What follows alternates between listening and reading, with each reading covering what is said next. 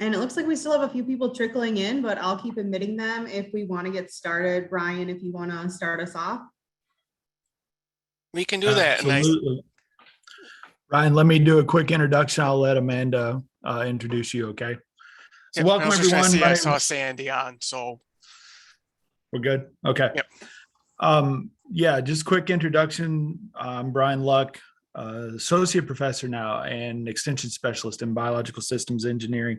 To give everybody a real quick rundown of how this came to be, I'm the PI on the Agribility of Wisconsin project, which is a project that helps disabled farmers in Wisconsin. I'll let Amanda go into a lot more detail about what we do with that. But we've been working with, obviously, DVR, and it was identified that we had a need for some basic information about farming and how the day-to-day lives of different farming operations work, and with some eye towards disabled farmers. So what we've done is we've enlisted our rockstar ag agents that are out in the counties that sort of specialize in different areas of farming. We have the beef meeting today. We're also doing a specialty crop CSA type 1. We're doing grain farming and then dairy farming in the future. So we have 4 of these meetings. Then hopefully, we've had a joke around here this week of the uncertain and trying times that we're in. Hopefully, we'll be able to do an in-person meeting and maybe do some hands-on, get you to see equipment and some of the different things that these farmers are dealing with. So from my standpoint, welcome. Thank you very much for attending. We have a wonderful crowd today. I'm very glad you're here. And I will turn it over to Amanda to discuss Agribility and introduce our speakers. Great, thanks, Brian. So I'll just give a brief update on Agribility. I'm not sure if everyone is familiar with it, but we're a grant-funded program through USDA, and we help farmers with disabilities here in Wisconsin. Our nonprofit partners are Easter Seals of Wisconsin, and I see Jeff is on from Easter Seals. I didn't see anyone else, but I'll give him a chance to speak if he wants. We've helped over 3,000 farmers in 30 years being active in this role. So we're really excited for you guys to learn more about the different types of farming in Wisconsin and how you can go about helping our clients in the future. Jeff, do you have anything you want to add today?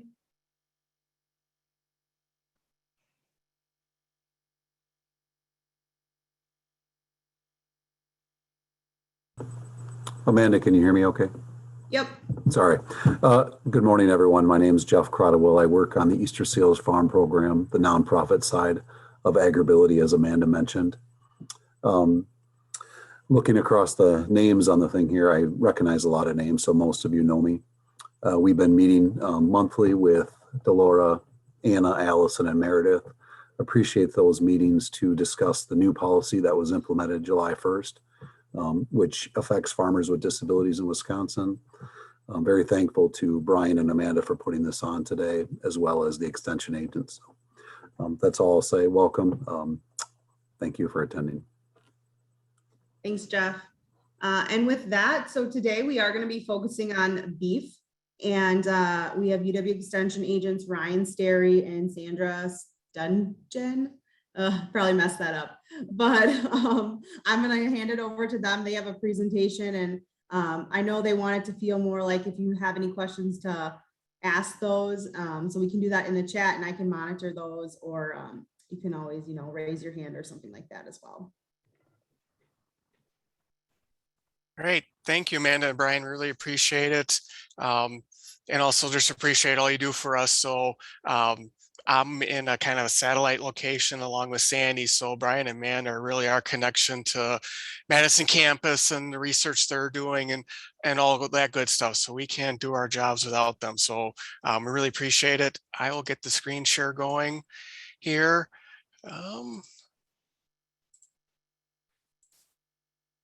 And we'll let Sandy and I are going to tag team here. And I was just going to say, as we're getting started, this is 2 things.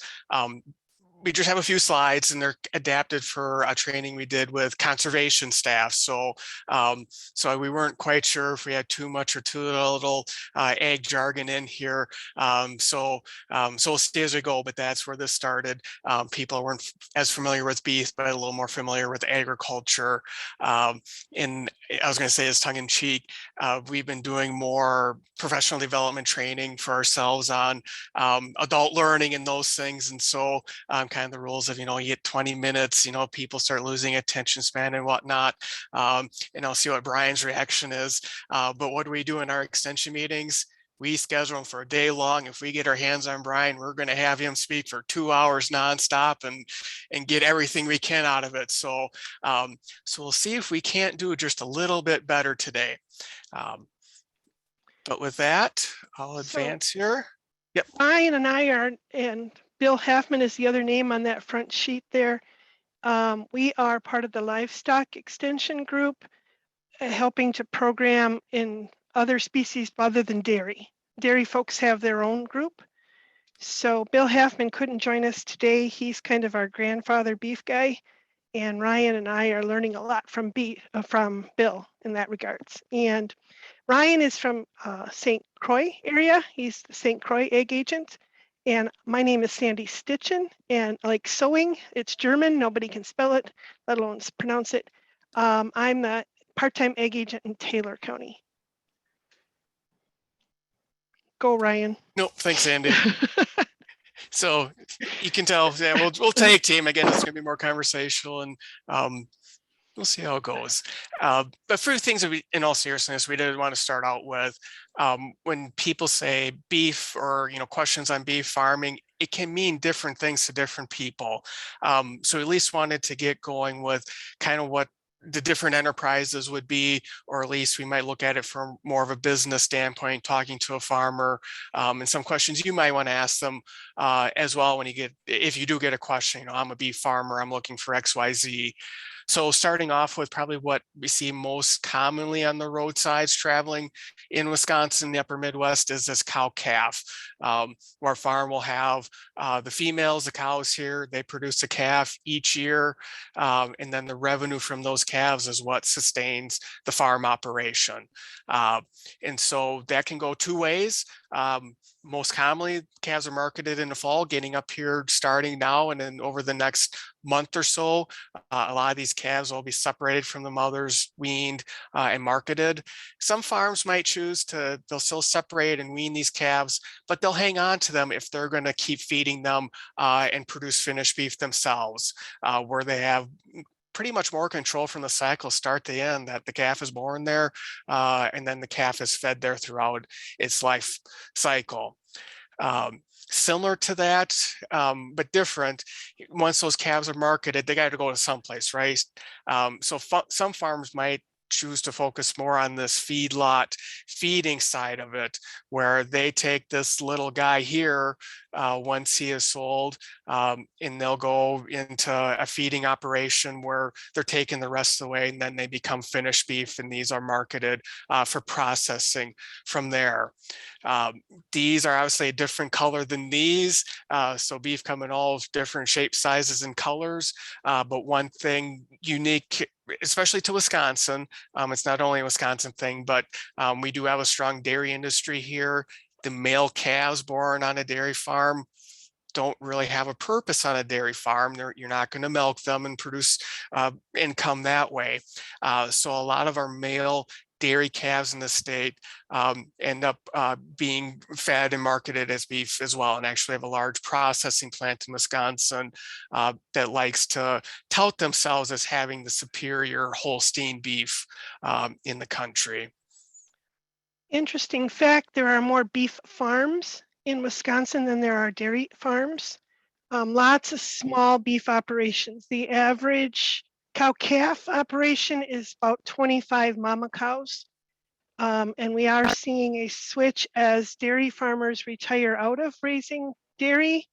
They are switching into beef. We're starting to see that. They have land and facilities, and farmers never retire. They just switch gears and raise something else. So a lot of cow-calf, small farms throughout Wisconsin.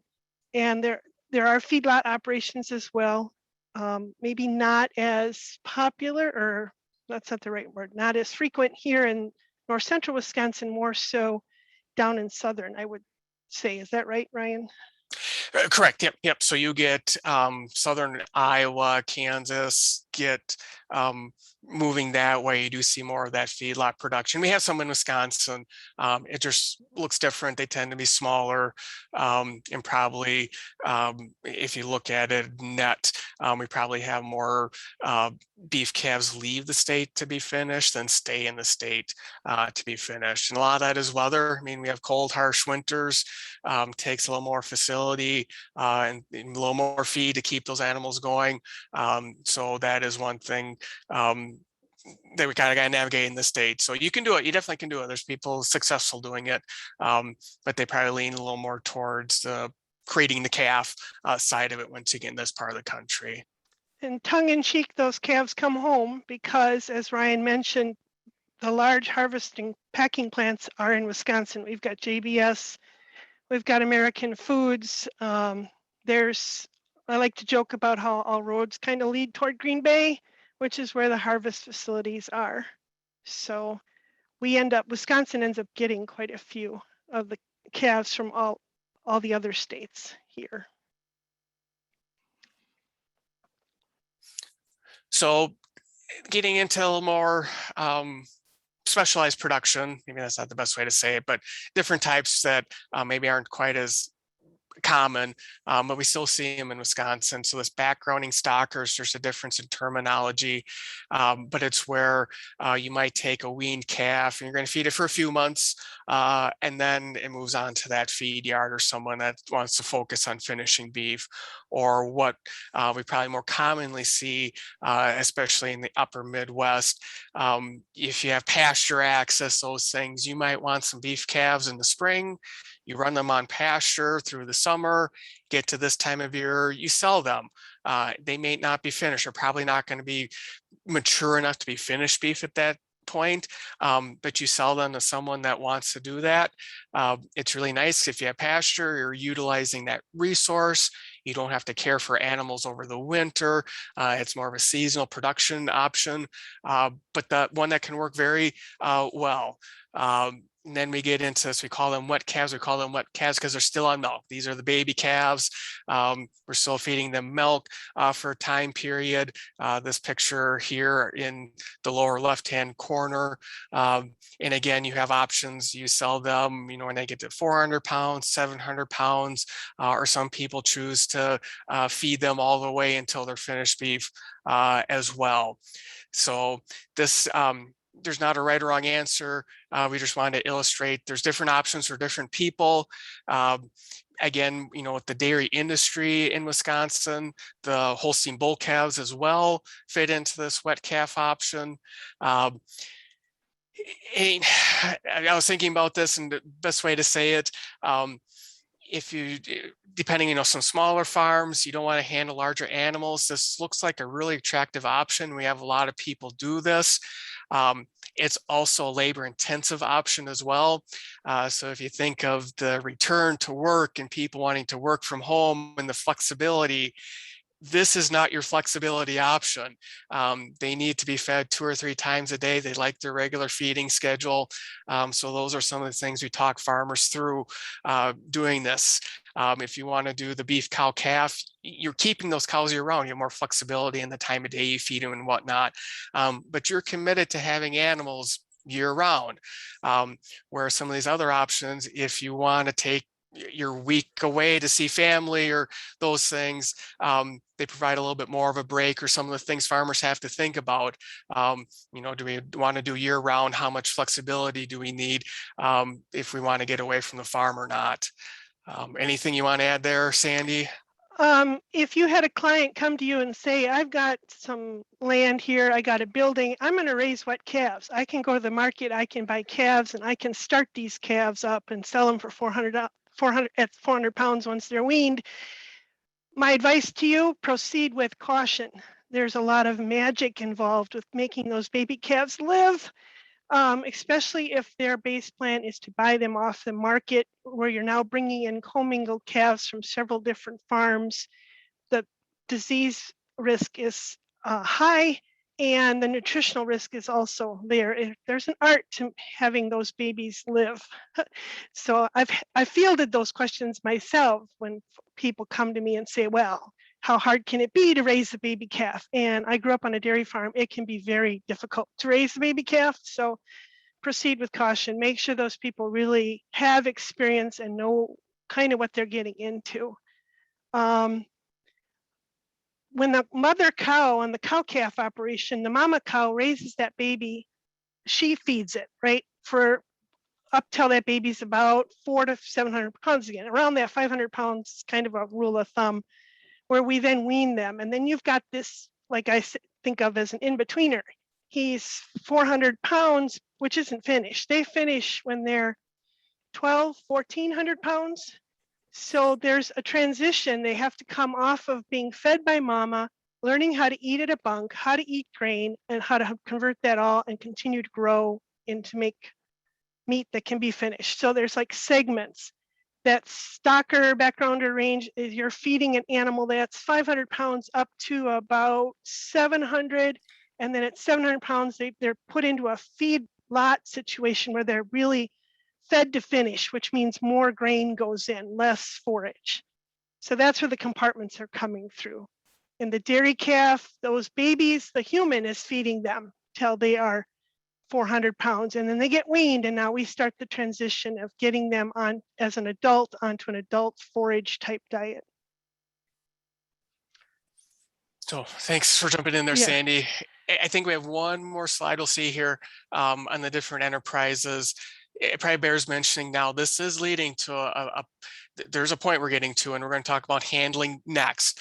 So just kind of keep some of these images in mind of there's a owner or worker that's got to go out there and be with these animals at this size and whatnot, and we'll touch on that.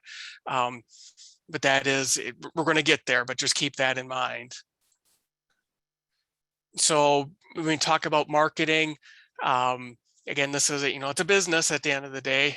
Even if it's a hobby, a lot of hobbies, you at least want to break even or get close to it, right? So we talk about commodity marketing, where you have a small group or individually, you take an animal to the sale barn. Some of them are private treaties, just person to person. When you get in the beef industry, there can be, not guaranteed, but it can be an advantage. They call them pot loads, which is basically you have a truckload, or you see the semis on the highway, where you can get a lot of enough animals, uniform lot, to market them that way. You're going to have certain buyers that are much more interested in procuring a group than trying to buy animals one by one to put a group together to market them. So we see that some in Wisconsin, but one of the things we talk about to get the Wisconsin beef industry more competitive is getting more of these uniform groups together. Wisconsin has a bit of a reputation when you get outside of here, that is, there's hodgepodge match cattle that turn some buyers off. And then you get all these other specialty market options, labels, grass-fed, organic, direct marketing. There's others that you hear out there, natural, whatever that means. They can offer premium pricing. If you're interested in doing your own marketing, the people side of the business, this can be a great option. It's a great side hustle. There's farms that do some of both. You have options. It doesn't have to all be pasture-based. There are people that direct market grain-finished beef as well. But again, really think about the time commitment and what your skills are. If you're a people person, this could be exciting. If you're interested in having beef because I don't want to work at whatever job I had before because those people drove me nuts, think hard about this before you commit yourself to direct marketing. So there's that whole other dimension of it that goes with it as well. But really, ultimately, it's, what price can you command for it? You're putting more time and labor into it, so you do have to command a higher price. Is that higher price worth it? In what size? You know, you might be dealing with fewer animals, needing to create more income per animal as part of your business plan to make this work. And then another unique one is we call it seed stock, where you're breeding, creating that next mother cow or that next great beef bull that's going to sire the best calves out there. That side of the industry. It's the genetics. It's you have an interest in pedigrees and determining, you know, which cow to breed to which bull, with the belief that you're going to create a superior calf that's going to have more value to produce more offspring than necessarily to be marketed as a finished animal itself. Sandy, if you want to. Those who are thinking about direct marketing or selling some kind of finished beef product or meat off the farm, once they start down that pathway, they now need to look at the Department of Ag, Trade and Consumer Protection, the debt cap rules for that, because now you're crossing into food production and we don't want to make people sick. So if somebody's telling, and you see a lot of that lately, I think if you're hearing the reports on TV and stuff, we have a shortage apparently of people being able to slaughter local harvest plants. There's some money going into trying to build more harvest facilities and more people doing it off the farm. And because there is the buy local thought where consumers want to be able to purchase from the farmer so they know where their meat comes from. But there are some rules and regs with that. So somebody planning that needs to be up on what licensing they may need. That's a good reminder. And one last thing on that, and then we'll move on. When you get into the weeds, if this is something you're really interested in, there's legal definitions for some of these terms and not others. So when I said, you know, what does all natural mean? There's not a firm legal definition of that. There is for organic. If you put an organic label on beef, even vegetables, garden produce or whatnot, there is a legal definition that you have to abide to. And if you don't, there can be repercussions. So you do need to do a little homework ahead of time if you want to get into that of which label you choose. And if you do choose one, do you fall within what you're saying? Are you doing what you say you're doing?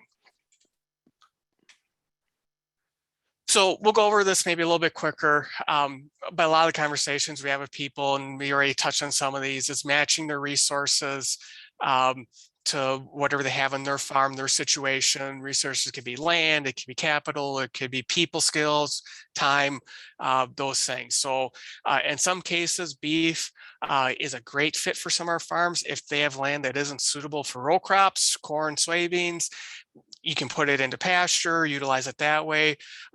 Beef are great that they're pretty self-sufficient. If you have decent pasture management, they will go out and harvest for you versus you have to go out and harvest the feed and bring it to them, especially in cow-calf. But facilities you have being, you know, pole sheds, barn, whatnot to house them, how much land you have. Do you have enough land to create enough feed to spread the manure out there according to regulations? And then this, you know, what are your husbandry skills, interests, things? That's where a lot of exiting dairy farmers or dairy farms looking to add enterprise, they already know how to take care of a dairy cow. Not that beef cows are exactly the same, there's some key differences, but there's enough similarities that you can make that transition. If you really want to get into this, the facilities needs are different. We'll talk a little about economics. It's in some cases you may need to invest in the barn if you want to do finished beef or something like that. But in a lot of cases, if you have a windbreak, if you can keep them dry and out of the wind, they can do pretty well in our Wisconsin winters where they don't need to be confined in the barn all the time. Actually, in a lot of cases, they're better off not being confined in the barn all the time. Nothing to add. Great. No, because I wanted to get to this. So, so we're talking about the different types and different sizes of cattle. One thing all beef farms have to do at one point is you got to handle them. And you gotta, how are we going to keep them fenced in, keep the neighbors happy, and all that stuff. And Sandy, in another life, was a veterinarian. You have a lot more experience and stories you can share of good and bad of handling that we can maybe touch on a little bit now, or if you have questions later, definitely Sandy's a great resource there. Dairy cattle are typically handled at least twice a day, so they're used to humans and being around and being touched. Beef, we tend to handle in groups once or twice a year, really. So they're not necessarily wild, but they have more of a flight zone than what typical dairy cattle do. So you do have to, you're not going to walk up probably and put the halter on the head of the beef animal, okay? You have to have a way to funnel, using gates, using UTVs or ATVs or a good dog or a horse to bring cattle in, using your gates to bring them down into a smaller corral, to then put them into a chute or a head restraint so that you can handle them. There's like no way around that. If the person doesn't have good equipment, then they've got a lawn ornament out there chewing grass that you're going to do a rodeo to try to catch later, and that could be a disaster. So there's quite a few equipment needs, I think, and somebody disabled, would really be helpful to have a UTV, ATV, being able to, there's no way I don't think a disabled person could handle beef cattle unless they did have a good working chute. And there's a picture of a chute on an upcoming slide. Yep. In handling, oftentimes we talk about it's got to be safe for the animal. We don't want them getting, slipping and falling and those things, but also safe for the worker. And just keeping in mind, beef cows, finished steers, we're talking a 1,200-1,400 pound animal versus whatever a human being weighs, even if they don't intend harm. They're big animals, and they want to push their weight around. They will push you around before you push them around. And even when we had the picture of the baby calves there, once they're, that 300-400 pounds, again, there's that little weight difference there, and kind of like a large dog, they want to come up and, itch themselves, push, on your leg or something. They can, kind of jostle a person around. Some of those calves are going to want to do the same thing. But again, thinking, if you're working with someone that has a disability, or even if they don't, just, how do you protect yourself in that situation? They're not pets. You want them to be able to work around them, but just keep some of those things in mind, that there's a weight difference there when you're handling them.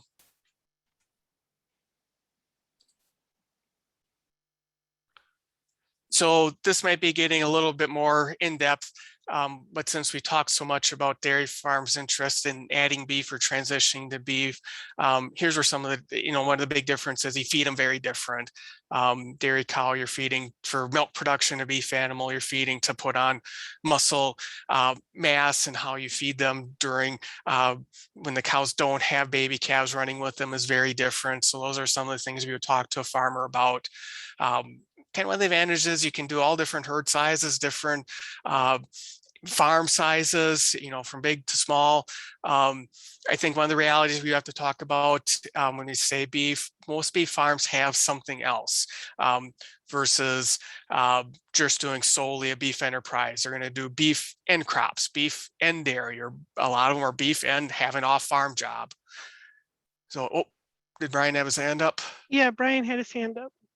I actually did. Can I circle you back to the handling side of things? So this is one of the things we dealt with when we had beef cattle, but there's additions that you can make to basically calm the animals as well. I'm thinking, if you did watch the Temple Grandin movie, and the rubber pads along the gates where they can only see, the other cows and not the humans for the vast majority of the time, from a disability or a assistive technology upgrade for an existing beef farm, that might be something. And I was wondering if Ryan and Sandy had any experience with anything like that, or any small upgrades. You can keep going where you are or answer the question now. Either way, it doesn't matter to me. I I can think, scroll ahead quick. I can't yeah, remember if we put a I picture think in it's the further next, up. well, yeah, there, Yeah, okay, here we go. Okay, keep Yeah. going where you were and answer that then. Yeah. That's fine. Thank you. If they don't have a chute, they need a chute. And then the chute you get, you can add rubber and things to it to make it, you can buy a cheaper chute and kind of upgrade it so it handles better. Being able to handle cattle inside or at least over a roof so that it's not raining or snowing on you when you are handling the cattle can be helpful. With really good lighting, cattle do not like to, they like to go toward the light. They don't want to step into the dark. It scares them. So being able to add lights to the facility will help the cattle to move better. Footing, as they exit or come into the chute, they need to have good footing on both ends. So sometimes on the exit lane, we encourage people to put in vats of sand or lime, or they cut rubber tires, woven rubber tires, so the cattle got good grip when they're leaving, not slipping and falling. Yep. And just Yeah. saying that, so this picture on the lower right here, you may not build a brand new facility this way, but this is pretty common and something we oftentimes have to talk about. This is repurposing an old 2-story barn, more economical versus building new, trying to get some use out of an existing structure. But yeah, think about the lighting. It's got the, kind of the old style window here and door on this end. So so here, it's a bright sunny day, so you do have some of that light coming in. You also might have some shadows though that you need to block off. And just think about cattle moving the other way coming into here. If they can't see in here, if this looks like, a dark hole, they're going to stop and balk and not want to go in there. They don't know what they're going into. So that lighting, kind of, thinking about that. Does come in. I don't think we have a picture of it in here, but sometimes I do kind of the circular tub to get them turning. A bud box is a term we'll talk about, which is a lower cost way of doing some of this, where it's getting the cattle to kind of move themselves, and there's a system to set up the gates. That you don't need as much equipment. You can use more of your basic gates to do that. That is a practice we talk a lot about. Sometimes it comes down to, do you have neighbors or an association that you can borrow a chute from? If you can't afford a chute of your own, don't think you have enough animals, that's an option that certain places have done over the years as well. It's possible to partner with National Resources Conservation and grant dollars to make sure that your the barnyard lot is not a mud hole. So to have enough fill and good drainage coming up to where you're going to be handling these groups of cattle again. Because, for sure, the day you want to handle 20 animals is the day it's going to be raining, and you don't need everything splashed in mud. So being able to partner with some of the other groups to get good drainage in the facility that you're setting up, and to minimize, this slide talks about minimizing runoff. We don't want to be, we're very cognizant of water quality from our farms, making sure that things are draining well and not polluting our waterways. Yep. So I'll flip back. And so Sandy and I have to talk right after this about a training we'll do more for farmers on beef quality assurance and handling those things. If you remember anything out of this, fast is slow and slow is fast when it comes to working cattle, especially inexperienced people. They think, you want to hoop and holler and be a cowboy. No. I mean, you want to be cool, calm, collected, let the animals move at their own pace. And if we're doing a farmer training, we, touch on a little bit more than we are here about, what's their, line of vision. They have a blind spot. If you stand directly behind a cow and slap her on the rear end, yeah, she's going to kick because she can't see you back there. She, something spooked her. She knows there's danger back there. She doesn't know it's a human being. So those are some of the things we would talk a little more about. So, but I'm glad you asked the question. It's good stuff. And actually these next 2 slides, we were going to go over a little quicker anyway, so we can do that and then get more into a few more questions. We had a couple economic slides we'll touch on here in a minute. So yeah, just thinking about, again, matching the resources, thinking about feed costs, when you go a little bit more into the economics, beef is not a good, rich, quick scheme by any means. So you do have to think about where am I going to save a few pennies and cents here or there on, quality of feed costs, getting hay put up. We didn't put that in the slides here, but harvesting your crops is one of those things you run into with beef. We have farms over the years that didn't have the time or the equipment, so they'll just buy their feed on the open market, which is viable, except then you have to be really prepared for the price swings. We had a drought scare this year, brings with a price swing. If you don't have that built in your business plan and are going to buy all your feed, it's going to be a tough go of it. And this is a little bit more same related to feedlot. We're going to feed them much different. Again, we talk about getting beef finished. We're trying to get them, like Sandy said, that 1,200-1,400 pounds. Sometimes they get a little bit bigger, especially the Holsteins sometimes get bigger than that, but that's where, we're calling finished. They're a mature size. They have enough fat cover over them that it's going to be a quality beef product, what people expect when they go to a restaurant or store, what a steak should look like. Yeah, Sandy already just touched on this, the facility doing the conservation part of it right as well. And again, I don't know if there's anything else we're going to talk about on facilities other than we see some of both out there in terms of actually having to have, the barn for them. Again, if you can keep them dry and out of the wind, they can do quite well outside throughout the winter. But you do need, how are we going to, manage the mud and those things. And sometimes to manage manure, that it is better to put a roof up, especially for a feed yard, maybe more so than if you have the cow calf part to manage manure and whatnot. So we see some of both, but different investment levels. And one of the things we would talk about maybe in a different setting is how can we repurpose some of these existing farm buildings just to make it more economical, do a win-win. That we have this is an old dairy barn, obviously isn't being used for dairy anymore. Can we repurpose us? And again, last kind of thing on handling, there are times throughout the year they're self-sufficient, but these are kind of the times you would think, okay, more about having a handling worker plan, which would be calving, vaccination, treatment if you had to have a veterinarian out, and load out, I guess, is what we were saying when it comes time to sell or move an animal, how are we, physically going to get them on that trailer. One thing we didn't mention yet, then I'll turn over to Sandy, at this calving time, with our beef cows, more so with our dairy cows, but this even happens with our dairy cows. Their instinct to protect their baby kicks in. So it's very common to talk to a beef farmer, beef producer that will have a cow that, is, the pet very friendly, comes up and itches on you. Could have been, former 4-H calf. But when she has her calf, she is a completely different beast. And you have to be really careful around them. So one of our, advanced management practices, we'll have farmers go out, identify that calf, put the tag in its ear, make sure it's drank, make sure its navel, is treated so it doesn't get an infection. In a lot of cases with beef, you can't just go out and walk up to that calf. That mother is going to want to get aggressive with you and chase you away. So some of our farmers have gotten creative, building cages they can put in an ATV or tractor to protect themselves when they're processing that calf. I'm sure I'm missing stuff, Sandy. No, I think you got it. So.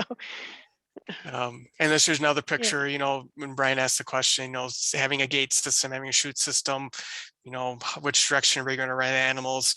And again, this one isn't bad, but thinking from that animal standpoint, okay, now we got a dark hole here. They're going to see this front part here. If I think I'm just going to chase that cow from here all the way to the back of the shed, she's going to say, I can't see what's going on around me.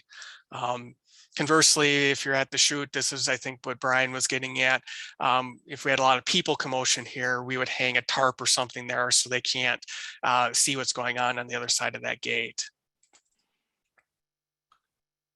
So we're going to go through this quicker. but we did have some economic information we shared at different meetings. This is kind of the source it comes from. The bottom line we want to get at, if you're treating beef as a business, you gotta strive to be better than the average beef farmer. Continuous improvement, keeping good records so you do know what your costs are, those types of things. So this comes from University of Minnesota program, where we compared Western Wisconsin, Eastern Minnesota farms. So this is just showing net return per animal for dairy. Don't worry about the actual numbers. This is just to illustrate it is highly, highly variable. You have years that you make significant money per cow. You have years where you will lose money per cow. The one takeaway from this is when we're talking about dairy herds, we do get into that several hundred to $1,000 swing per cow in profit or loss. Even here, we're going from a few $100 swing in profit per cow from year to year.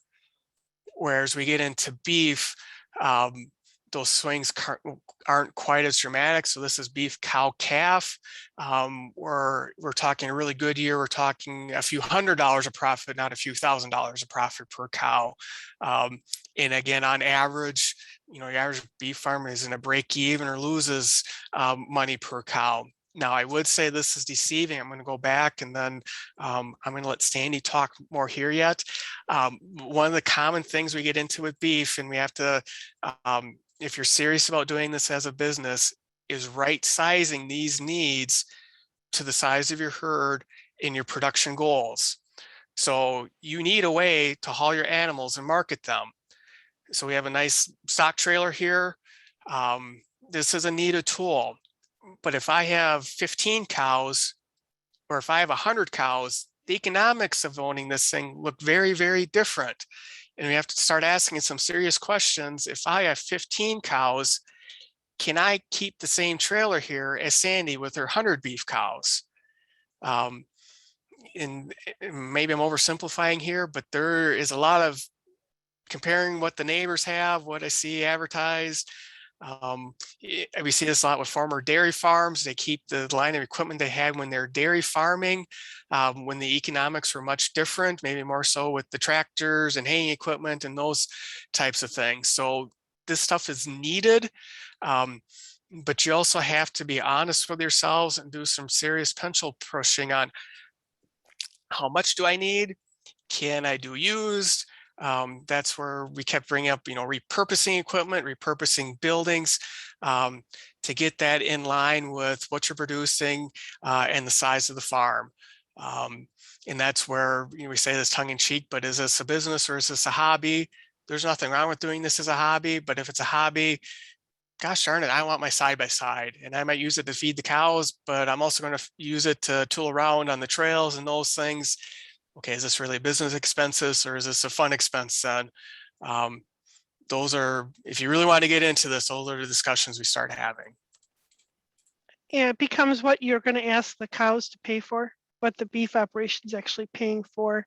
And when Finbin collects these data, they actually do collect all of it, which a lot of farmers won't always necessarily assign, including labor costs, because a lot of times the farmers they consider their own labor free. And when we do it a real enterprise budget, we do assign the value of your labor and expect the cattle to pay you to handle them, right? The finished beef calf here, again, more negatives than positives. I'm sorry, there's actually a little bit more positive. I guess it's a break even here. It's closer to break even. Yeah, yep. Yeah. And the market has its ways. I mean, it looks at what's the corn price, what's the feed price, and then it'll start adjusting what the calves sell for that fall. So it's not break even constantly across time, but if you start stringing several years together, the market equals itself out. And I don't know, I sit there and I think $37 profit per calf. Why would I even bother, right? You handle a lot of money, you roll through a lot of money, but when it's all said and done, you've made $37. Well, there's other reasons to do it besides money. If you have land, it can now be zoned agricultural because you are raising cattle on it rather than paying recreational use tax. Because you file Schedule F, you can start to use that, and I don't want to use the word manipulate, but you can manage your taxes a little bit by going through the farm costs and expense. So there's other reasons, and people like to see cattle out on the pasture. Perhaps they're injured to a certain extent that makes it so they can't do their regular job, but this is something they could do. There's personal satisfaction with that, keeps people from not becoming depressed and becoming more of a drain on our social system. So no, I think that's a really good point. I mean, it's not just economics, but we want to be realistic with you on the economics as well. So I don't know that we need to go through the rest of those. I think it kind of illustrates the point. Maybe the last thing I just thought of talking about this, it's also replacement costs. Farms will look at that differently of, do I factor in the cows have to pay for when I have to replace the truck or tractor or whatnot? A lot of farms don't think that way. They think it's, well, I'll just deal with it when the time comes. Makes the economics of it look better. But you have to be honest for yourself of, am I going to keep farming at that point? When you keep reinvesting, when you stop reinvesting in the equipment. So what questions do you folks have? Did anything we say kind of bring up a thought you had? Comment? There's a couple comments in the chat.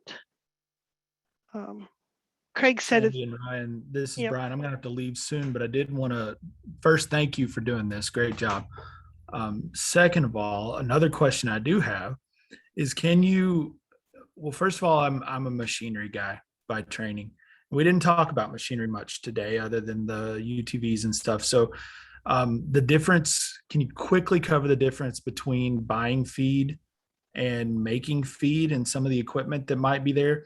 The other thing I would like you guys to speculate on, and I know this isn't your area of expertise necessarily, but for a disabled farmer that's raising beef, you talked about the calf catchers that are on the side of the ATVs. You talked about, the head chutes and being able to have I don't know if we specifically covered this, but there's smooth operating, quiet hydraulic head chutes versus the loud banging, I got to do it manually, metal on metal. And then, like drive through gates, things along those lines. Can we cover some of the benefits and some of the ability for disabled farmers to be able to do beef cattle farming? I guess is my second question. And just briefly, I'm sure more questions will fly in because the people on the call are very much assistive technology and disability related. So, but just touch on that a little bit and that might get the conversation started. I hope I see a ton of questions come in here shortly. No, you'll have to keep us on track here. I can start and just touch on a little of it. So I think the difference in buying versus harvesting your own feed, again, it depends on what you're doing. Because if you're doing the cow calf, it's much more focused on getting the hay put up. If you want to do finished beef, then we're talking more about getting the grain and that aspect of it. They get fed a mix of both, but we feed a little corn to beef cows depending on if they need it or not, versus if you're doing grain finished beef, obviously you're going to feed more grain.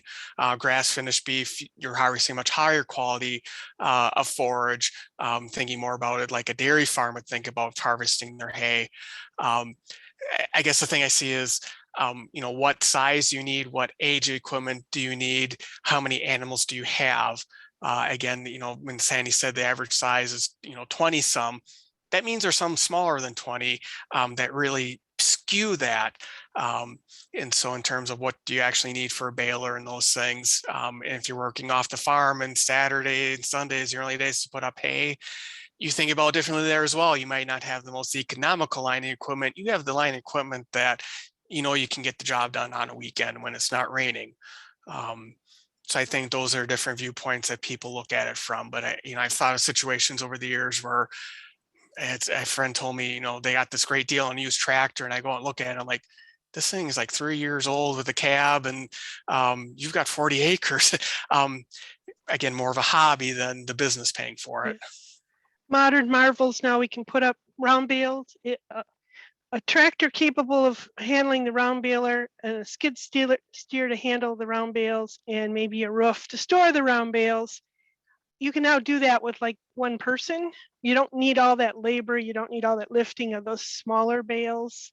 And the days, and now too, the ability to wrap bales, you can actually put them up a little bit wet and wrap them and preserve them so they don't mold on you. That being said, there's a lot of custom people out there. So it may balance out to hire it all done at the time when you need it. Other than the fact that the custom guy is now harvesting for everybody else too. So you don't always get it done right between the rain showers when you need it done because they're off doing somebody else. I thought about that too. Could a disabled person really catch a cow and give it a shot and a shoot? And I don't know. It depends on their disability and how, because I've seen humans do a lot of things and how they can work around and still get done what they need to get done. There may be times, however, when that person's going to need outside help, neighbors or whatever, who will have to help them, or they may have to call in the vet to do some of the injections and some of the grunt work for them. But having gates, drive-through gates, quiet and smooth, all of that certainly helps everybody get the work done, and more so for a disabled person, I would think. I mean, related to that, Sandy, part of it is just thinking about some of those situations ahead of time. Yeah. I'm sure you've had experiences where you got called, cow was having a hard time calving, farm never thought about what do I do if my cow is having a hard time calving. So she's on the back 40, right? And they expect you to go out there, she's running loose, and you're going to fix everything, right? It doesn't work that way. No. And I've been an extension